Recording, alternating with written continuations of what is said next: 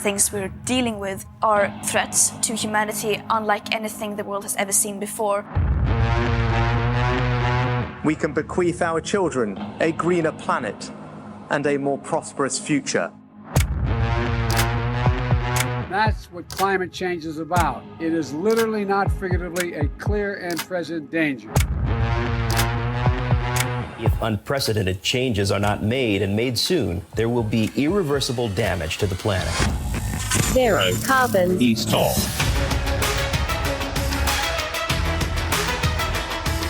Hello and welcome to Zero Carbonista Series 5, Just Stop the Tories. I'm Ian Collins and this is the UK's #1 environment-based podcast. If it's green, it's in. And I have to say, Dale, I feel kind of lucky that you're even here recording this today because you could be in jail right now. In jail? Well, the DVLA are after you, apparently. I see, yes. Yeah, I just had an hilarious experience. I had a threatening letter from the DVLA threatening to do all kinds of bad stuff if I don't register my motorcycle for tax. And it turns out that because it's an electric motorcycle, the tax is free. So I'm a bit like, WTF am I supposed to do? And why are you sending me letters about, something that I don't need, threatening me if I don't get it? I love it when they screw up in such a spectacular fashion, when you haven't even got to think about your defense. You haven't got to go, well, what can I say? How do I get out of this one? In fact, what they are doing is breaking their own law. The law of the land. You don't need any tax. Yeah, it's weird, isn't it? And ultimately, the bad things they do, if you persist in not having taxes, they come along, take your vehicle and scrap it. Yeah, they put it in a big crusher, don't they? It's like, you're going to steal your vehicle for not taxing it, even though there is no legal reason why it should be taxed. Yeah, and I'm like, how do you apply for something that you don't have to pay for anyway? What am I supposed to do? It's a bit amusing to me. And they were like, but it's not just me. Of course, I checked, and correct, electric cars are free tax as well. So there'll be tens of thousands of people getting letters saying, hey, have you not taxed your vehicle yet? As in, you can't pay for it. You see, this is the state does love a bit of a. I remember once on the radio, we took a call from an elderly lady. She was about 80, and she received a letter from the TV license people. Oh, I get them. Now, here's the thing. Similarly, she had paid her license. There was no question there. But the tone of the letter was, we could come round to your house anytime, day or night. Yeah. You don't send that to an 80-year-old lady living on her own. Yeah, that's... You weirdos. What's wrong with you? That's a bit wrong. You're right.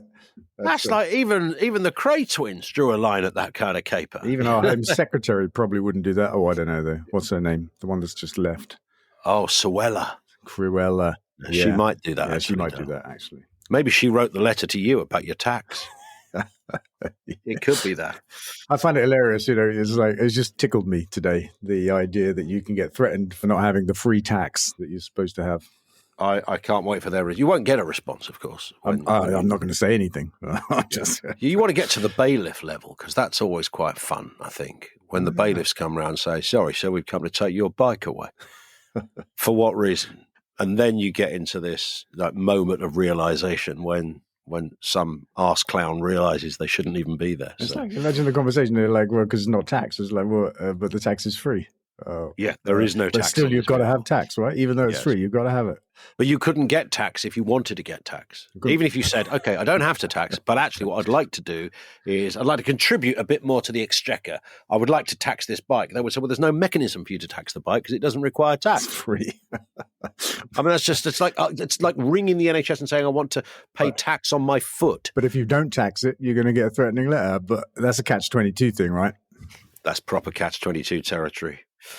We'll come on to China in a second. I know you got an interesting stat on China, but it does sort of tie in with COP28 in a way. And I'll tell you why, because, of course, COP28 is full of howlers, frankly. Where it's being held, who's chairing it, some of the people that pitch up to discuss it. It's not always what people think it should be. Would that be fair? Yeah, I think that's fair. Last one I went to was in Glasgow, hosted by us. And, I've not gone to this one. But I did see in the news today that the very first thing that's happened, even before the start of proceedings, actually, there's an agreement to launch the compensation fund that was agreed at the last COP for let's say countries in the global south, those most affected by the climate crisis, driven by those in the global north, some kind of fund is called some kind of something and loss fund. And it's actually gone live with some contributions immediately made, 100 million by the host nation, the UEA, and the US, the richest country on the planet and the most polluting country on the planet. They've chipped in 17 million pounds. Wow, we, Britain, have chipped in 60 million. That's £1 for every one of our citizens. And the US have chipped in a few cents for every one of their citizens. A few cents. I mean, come on.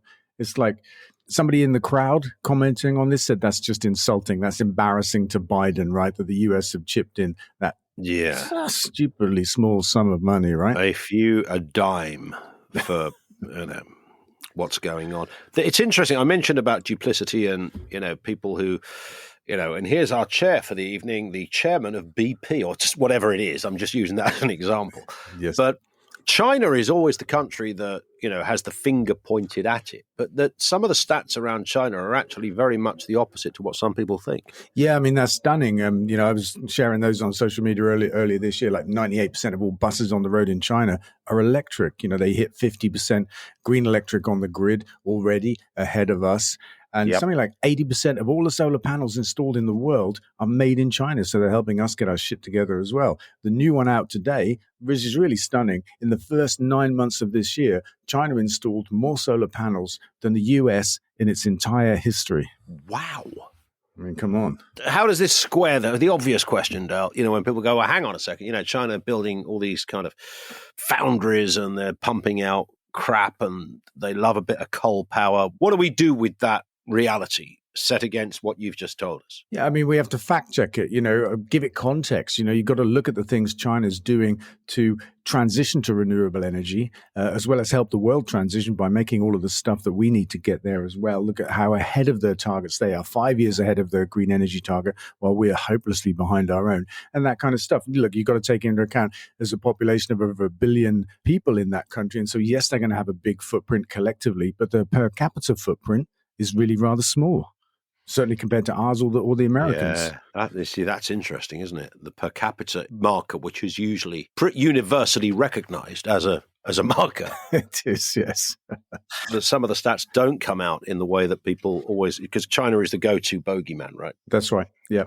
Favorite of our good friend Mike Graham, Julia Hartley-Brewer, Piers Morgan, people like that. Let's talk about Richard Branson's PR stunt. Virgin's first transatlantic flight using... I think it was cooking oil or something. I think it was. Like that, wasn't it? Something happened here. I mean, is this a good thing? Is it, a bad thing? I don't know what to make of this, Dale. Yeah, well, do you know what? Cutting right to it is a stunt. It's a PR stunt. Because SAF, it's known as Sustainable Aviation Fuel, is the thing the aviation industry likes to talk up to say, look, this is the answer. We're doing our bit where we've got a transition plan, all that kind of stuff. It's the equivalent in the oil and gas industry of carbon capture and storage, this mythical technology. I mean, the tech exists, but the economics of it are simply bonkers. And they use that to argue for a slow transition away from fossil fuels because we'll be able to capture and bury all of the carbon. Right. In the airline industry, it's SAF. But the stats expose it to be just a complete green herring. For example, if we wanted to power all of the flights in Britain, domestic flights in Britain with SAF, it would take all of the farmland in Britain to grow that fuel. And so it's a non-starter. We'd need 3 more planets if we were going to do this globally. So it's bullshit.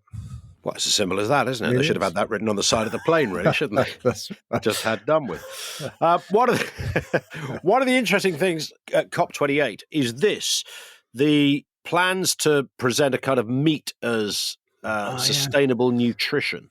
So big meat companies and lobby groups are planning a large presence at COP28, and the meat industry is equipped with, a big plan to promote the idea that meat cleavers benefit cleavers, yes, cleavers and a hog.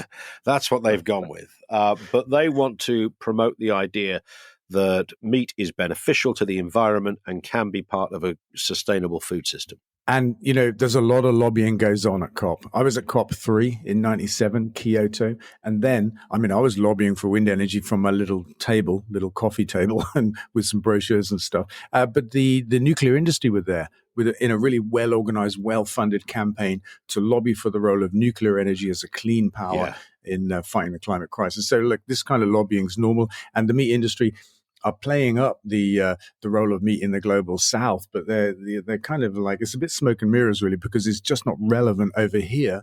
Let's say over here in the north, in the west, where we have farmland and we can grow enough plants to feed ourselves. We don't need to eat grazing animals. That's what's happening in the global south, where they haven't got farming to the extent that we have, and grazing animals and then eating them is kind of a way of life there.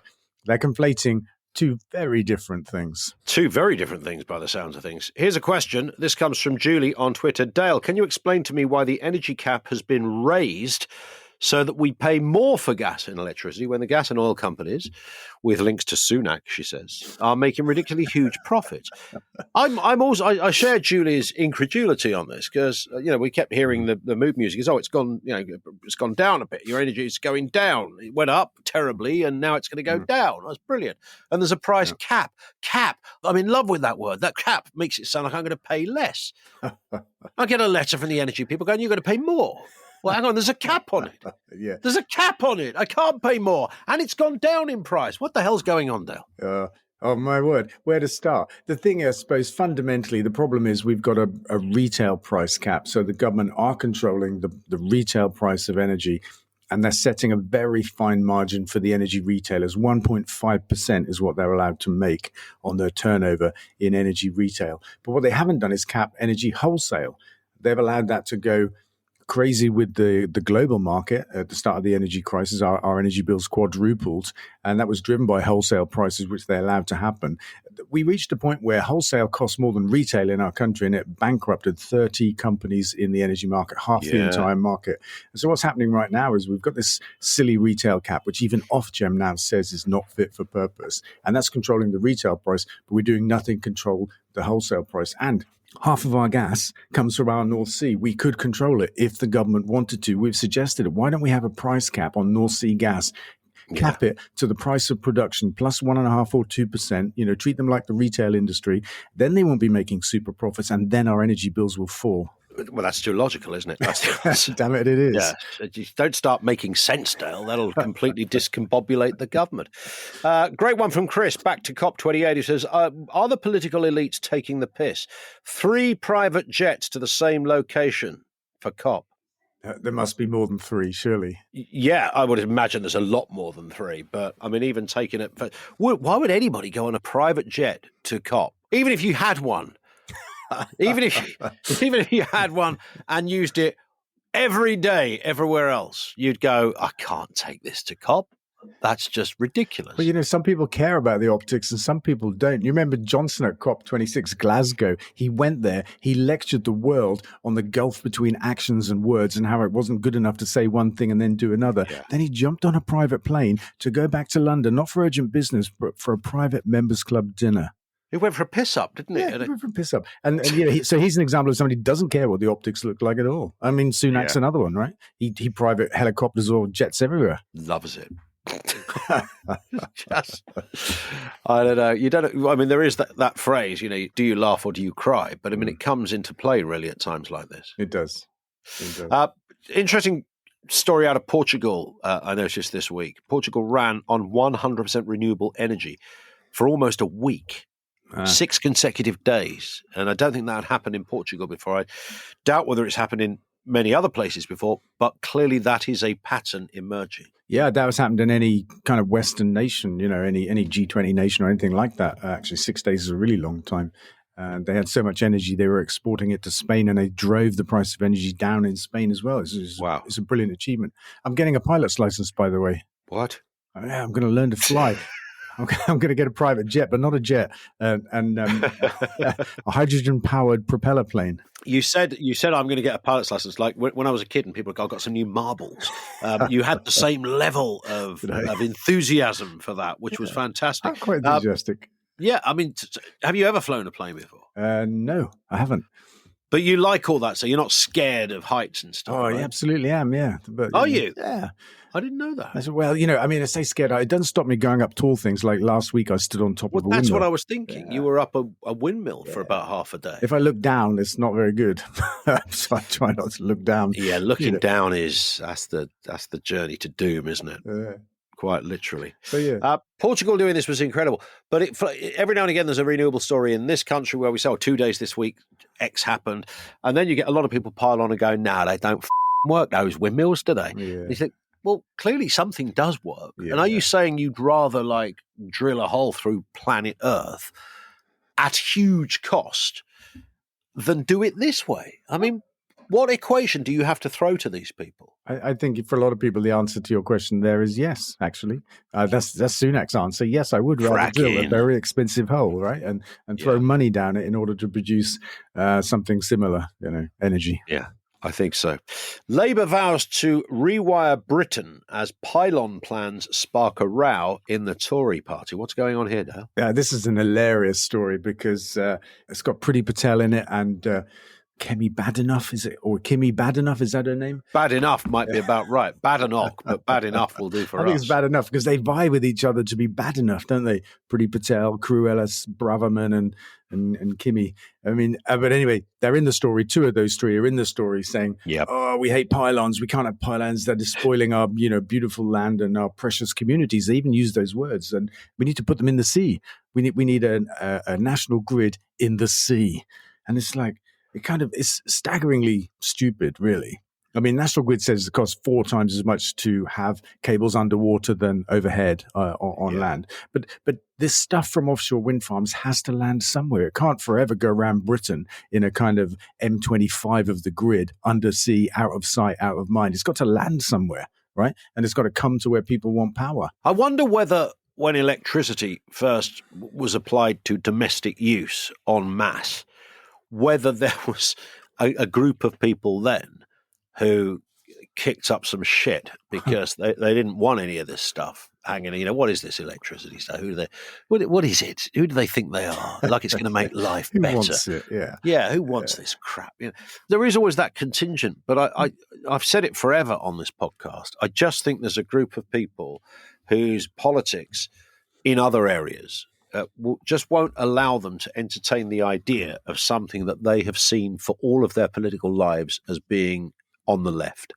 And that's really the biggest barrier. Yeah, it is. If you talk about renewables, you start to think of hippies and windmills and peace, and then you get into Greenpeace and Just Stop Oil. All of this stuff plays into it. It sounds like a fever dream for the right? Yeah, they can't. So some people just can't get beyond that. And yet it's crazy, really, because there's a gazillion Tories out there that embrace this stuff, but unfortunately not the Tory government. Yeah. And I think the new thing that's happening right now, there's always been an element of that. You're quite right. But the new thing is this culture war that the government are trying to stoke up between left and right, green and brown, that kind of stuff. Yeah. And like taking this stance against pylons is really bonkers. It's bizarre. It's counterfactual. Labour's position is very different. They're saying, no, we're going to press ahead with building of pylons, extending the grid. They're going to rewire Britain is what I think they said, because farmers and landowners across the country are waiting in a queue that can be 10 or 15 years long to connect renewable energy assets to the national grid. And we all need power. It's a national endeavor, for a handful of people to complain they can see a pylon. I haven't got a lot more sympathy than the handful of people that complain they can see a windmill, right? It's like, well, suck it up. How many people live near Gatwick or Heathrow, right? Or near power stations, motorways, all that infrastructure that we benefit from as a country. Somebody's got to live near it. And it just so happens out in the country, we need windmills and we need some pylons. This comes in from Manchigo on Instagram, who says, how many MPs have a vested interest in the heat pump industry, would you say? I don't know, but given his current record of suddenly appearing to have a vested interest in everything, I would say Sunak through his wife is probably a leading candidate to have some kind of finger in the heat pump pie. Do you know, I had a plumber in my house today, and I said to him... I didn't know that. Yes, he was. I woke up and he was just there. I said, what the hell are you doing here? Big bag of spanners and everything.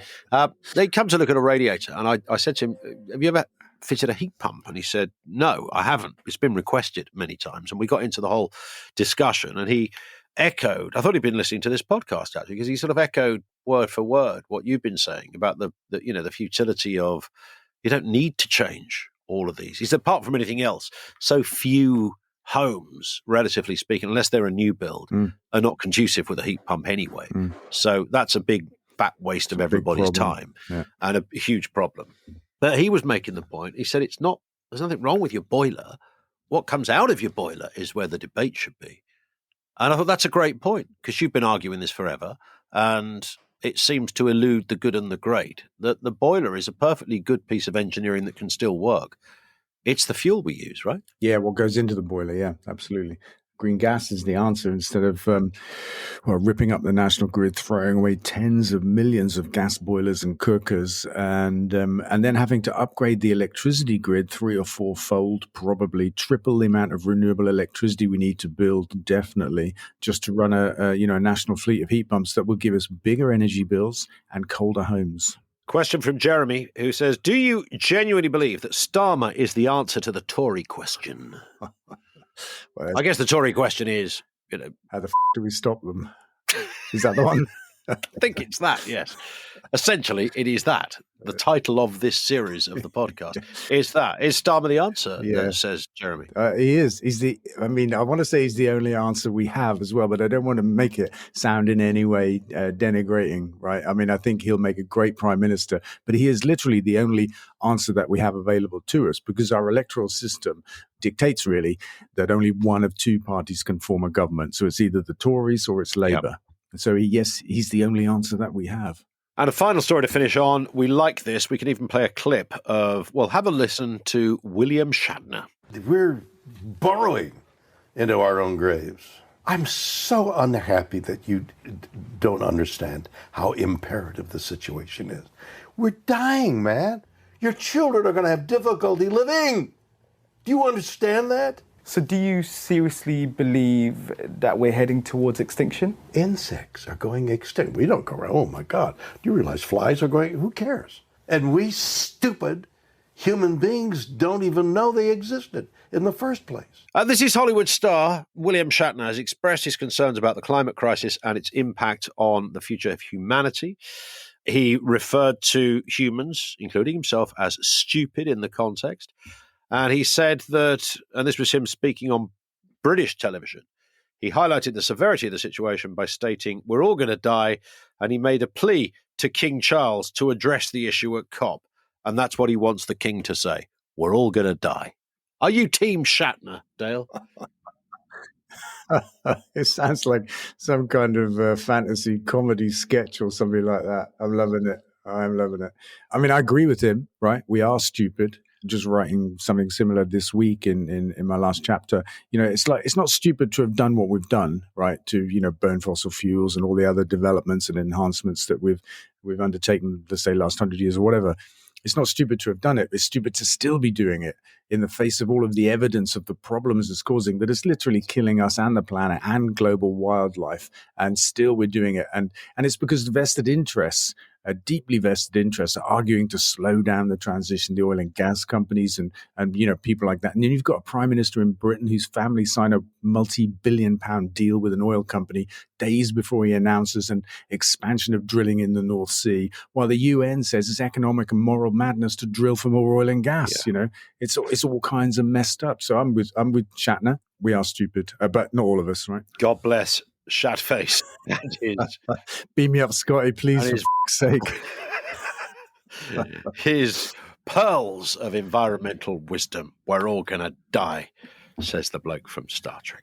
That's actually the truth, right? Yeah, I mean, there is an obvious fact there as well, isn't there? Yeah. I mean, he could at some point go, see, I told you. I mean, the day we recording this, Shane McGowan just died today. Henry Kissinger died today. Alistair Darling died today. Yeah, and I was struck by this thought, right? Shane McGowan, that you see the picture of him, and he lived a robust, crazy life, right?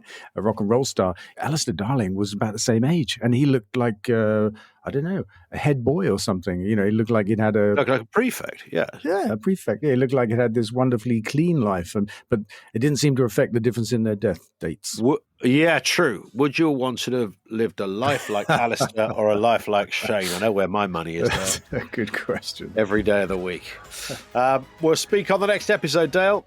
Fantastic. Have a good week. Follow Dale on social media, facebook.com/DaleVince, twitter.com/DaleVince, and on TikTok too.